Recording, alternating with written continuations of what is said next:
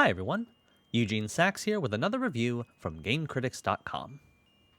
Saint Maker is a new horror visual novel from YangYang Mobile. Players will follow Holly, a young girl going to the convent of Saint Idalora for a religious recollection.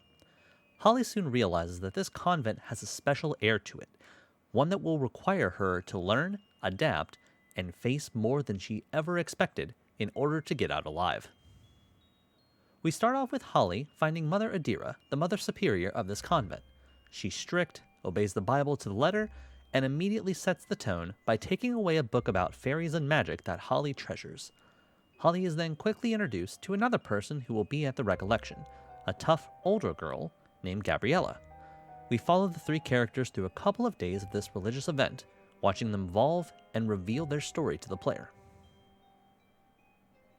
I've always been on the fence when it comes to visual novels, but Saint Maker started strong with some well-done voice acting and storybook art style.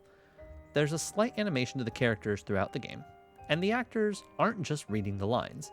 Every recitation has some slight variation on it, like extra emphasis on syllables, interjections of breaths, or cries between words that give the character some intense personality.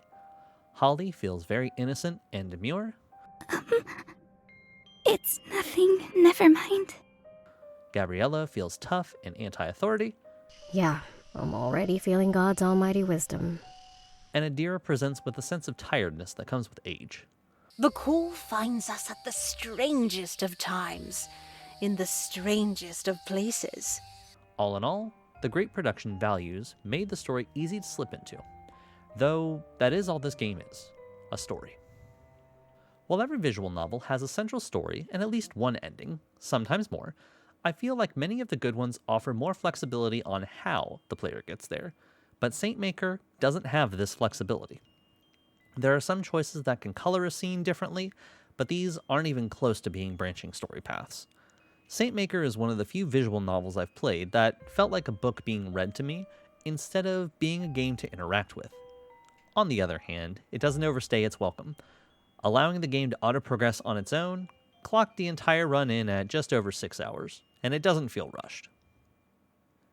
In an attempt not to spoil anything, I would say that if players are looking for a scary visual novel experience, they may want to look elsewhere.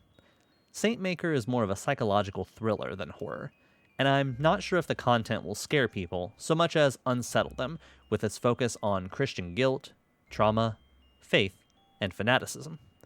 Speaking of which, consider this a content warning for the game as a whole, since Saint Maker doesn't offer any type of content warning.